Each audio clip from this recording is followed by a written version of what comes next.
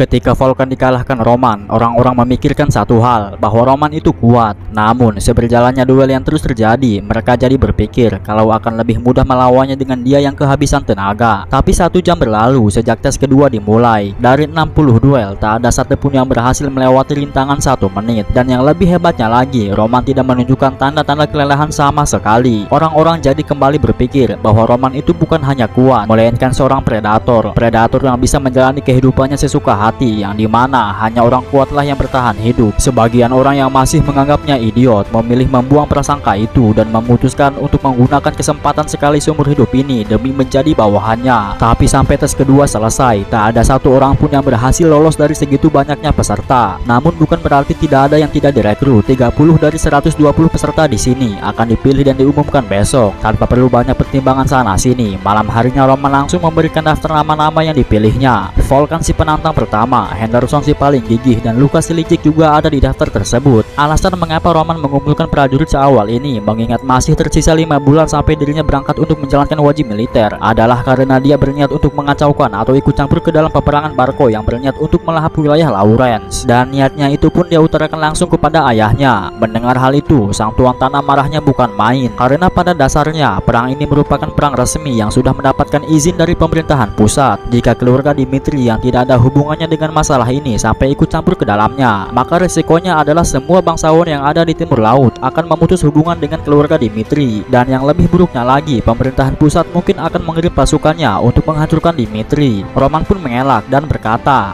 alasan kenapa dia sampai bertindak se-ekstrim ini adalah karena dia baru-baru ini mendapatkan ancaman dari putra tertua Barco. Dia melakukannya karena merasa pernikahannya dengan Lawrence akan menghalangi rencana mereka. Saat itu terlintas satu pemikiran di dalam otakku. Orang-orang berkuar-kuar kalau Dimitri adalah penguasa terkuat di timur laut, tapi malah direndahkan oleh Barco yang menganggap bahwa Dimitri lebih rendah ketimbang mereka. Kau mungkin tidak melakukan apapun dengan kekuasaan dan kekayaan di tanganmu karena sudah merasa puas dengan situasi saat ini.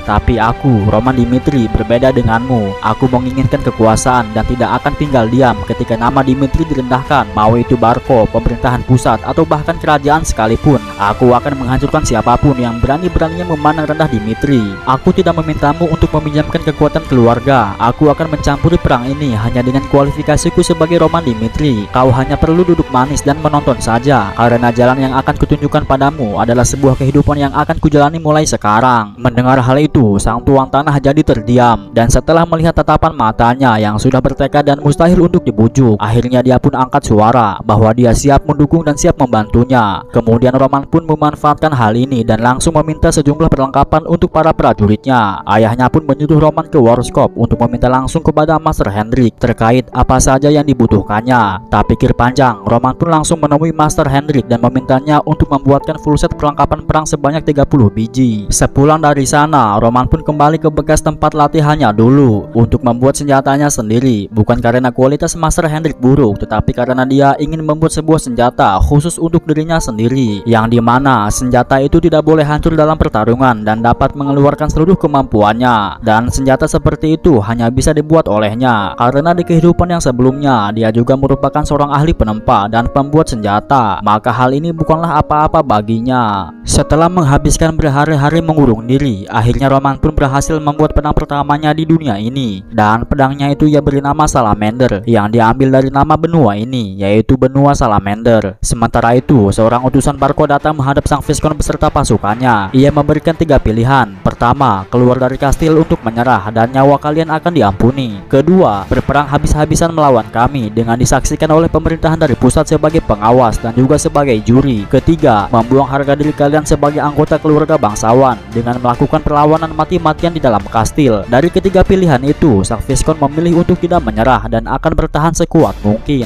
Dan akhirnya perang pun dimulai. Suara genderang perang menggema. Sontak, para pasukan Barco yang sudah berbaris di depan gerbang pun merangsek maju. Lantas, para satria dari Lawrence pun menghujaninya dengan peluru anak panah. Peperangan itu berjalan cukup alot dan cukup panjang, dan hal ini membuat sang tuan Barco marah-marah karena mereka sudah mempersiapkan pasukan sebanyak 3 kali lipat dari Lawrence dan mengira perang ini akan berakhir dalam hitungan jam. Tapi pada kenyataannya, aliran perang sangat berbeda dengan apa yang diperkirakan. Karena ternyata Lawrence sudah menyiapkan segala hal yang dibutuhkan untuk bertahan. Mereka menggali parit yang besar untuk mencegah pasukan Barco mendekati tembok. Juga dilihat dari jumlah panah yang mereka tembakkan dari awal perang, menunjukkan bahwa mereka sudah mengamankan persediaan perang yang cukup. Melihat situasinya yang rumit, akhirnya sang tuan Barco pun memutuskan untuk mengeluarkan kartu asnya lebih awal dari yang diperkirakan. Keluarga Lawrence yang bisa bernafas lega setelah melihat Barco menarik kembali pasukannya yang gagal menerobos pintu gerbang, tiba-tiba dikejutkan oleh kemunculan senjata flare yang bisa menghancurkan gerbang kastil hingga berlubang. Flare adalah senjata pelontar yang bisa melemparkan sihir ledakan yang besar pada tembok atau dinding kastil. Arus perang pun berubah drastis. Pihak Lawrence yang kini menjadi kalang kabut dalam pertempuran ini. Sebenarnya ada dua cara untuk mengantisipasi senjata tersebut, yaitu menyerang balik menggunakan senjata yang setingkat atau keluar dari kastil untuk menghancurkannya. Tapi masalahnya, kedua pilihan tersebut mustahil untuk dilakukan oleh Lawrence. Dan di saat-saat terdesak itu, tiba-tiba seorang maid datang dan berkata bahwa Roman mengontak kita melalui panggilan sihir. Dia menyuruhnya untuk menyampaikan pesan ini kepada Bunga Lawrence, bahwa dia punya cara untuk membantu mereka. Isi dalam perbincangan antara Flora dan Roman adalah dia berniat membalas dendam terhadap Barco karena masalah pribadi, dan kalau Lawrence mau mengikuti rencananya, maka Roman akan mempercepat waktu pembalasannya dan akan menghancurkan Barco untuk mereka. Peranan yang harus dimainkan oleh Lawrence adalah menyiapkan panggung untuknya dengan membuat pengorbanan pertama, atau dalam kata lainnya menjadi umpan. Karena tidak punya pilihan lagi, akhirnya Flora pun setuju dengan idenya itu. Selanjutnya Roman meminta kepada Flora untuk memberitahukan kepada semua orang bahwa Anthony Barco sudah melecehkannya secara seksual. Mendengar hal itu, Flora terkejutnya bukan main, karena walaupun ini adalah sebuah kebohongan yang dibuat-buat, tetapi jika dia benar-benar mengumumkannya ke publik, harga dirinya atau citranya di dunia bangsawan akan jatuh seketika, dan julukannya sebagai Bunga Lawrence akan hilang sepenuhnya. Tapi kalau dia berani membuang segala kemewahannya sebagai putri bangsawan, dia bisa menyelamatkan seluruh keluarga dan wilayahnya. Mendengar suara dentuman perang yang terus-terusan membombardir kastilnya, membuat sang Bunga Lawrence luluh dan akhirnya menyetujui semua keinginan Roman, asalkan dia bisa menghancurkan musuhnya. Gerbang pun dibuka, sejumlah prajurit yang siap mati keluar dari sarangnya. Pertarungan jarak dekat pun tak terhindarkan. Meski dengan menggigil ketakutan, mereka tetap maju hanya untuk mengulur waktu sebisa mungkin. Tiba-tiba terdengar suara gemuruh kuda dari arah belakang, dan ternyata itu adalah Roman beserta pasukannya. Akhirnya dia pun datang untuk membantu mereka. Sebelumnya Roman sudah memberitahu prajuritnya bahwa kita akan menyerang bagian belakang Barco dengan tujuan untuk menghancurkan senjata strategis mereka. Dia akan memimpin di lini depan, membuka jalan dan membantai musuh yang menghalangi. Sementara pasukannya hanya ditugaskan untuk mengikutinya dari belakang sambil membunuh musuh-musuh yang tersisa. Suara gemuruh kuda itu semakin mendekat. Sang tuan Barco yang menganggap hal itu bukan ancaman pun menyuruh para pasukannya untuk menghadang gempuran mereka. Tapi pertahanan sempurna mereka berhasil diterobos oleh Roman dengan mudah. Dia meloncat dari kudanya sambil mengibas-ngibaskan pedangnya. Suara benturan besi dan suara renyah dari tulang yang patah terdengar nyaring dalam setiap tebasannya, dan mereka yang menyaksikannya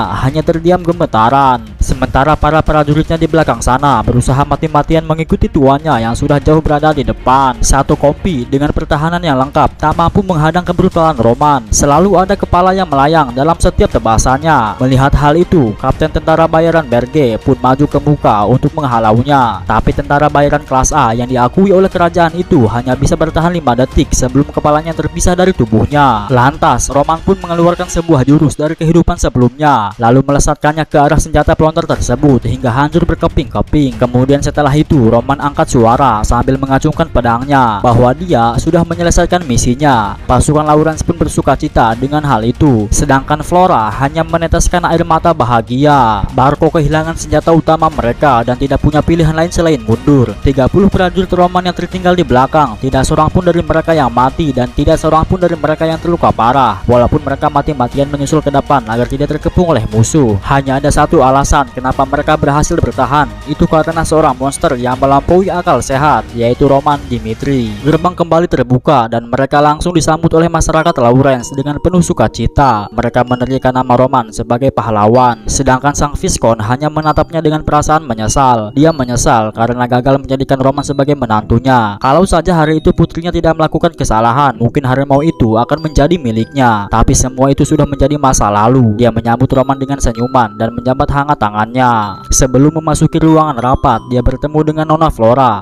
Sang mantan bunga Lawrence itu tak henti-hentinya mengucapkan rasa syukur dan terima kasihnya kepada Roman. Dia juga berjanji akan membantu dan mendukung keinginan Roman saat di dalam rapat nanti. Mendengar hal itu, Roman pun tersenyum dan segera memasuki ruangan. Dalam rapat itu, pihak Lawrence ingin mengajukan surat perdamaian dengan pihak Barco karena mengingat prajurit Barco masih banyak dan mereka tidak ingin membuat masalah dengan membawa bahaya yang lebih besar lagi kepada mereka. Mengingat ada batas untuk mereka bisa menahan serangan Barco dengan kekuatan Lawrence. Tiba-tiba Roman menyela. Sekarang Barco sedang di bawah tekanan keuangan demi melunasi uang yang mereka pinjam. Mereka tidak punya pilihan lain selain menaklukkan Lawrence dan tidak ada yang berubah meski Flare hancur. Aku menebak kalau jawaban yang akan kita terima itu kepala si pembawa pesan. Para prajurit masih memindahkan mayat-mayat di luar. Apa kalian tidak merasakan apapun setelah melihat fakta itu? Barco tidak boleh dimaafkan. Kita harus menampakkan pada dunia tindakan pembalasan yang akan diberikan pada mereka yang bermain-main dengan Lawrence, dan hanya ada satu cara untuk menghancurkan mereka, yaitu 1 lawan 1. Pertarungan 1 lawan 1 adalah: pertama, duel antar perwakilan masing-masing keluarga untuk memutuskan pemenang. Hanya sampai 3 pendekar pedang yang boleh ikut serta. Kedua keluarga diwajibkan untuk menerima hasil akhirnya apapun yang terjadi. Dan yang ketiga, pemerintahan pusat akan mengirimkan seseorang untuk menjadi pengawas ketika masing-masing keluarga sepakat. Duel akan dimulai mengikuti perintah pengawas.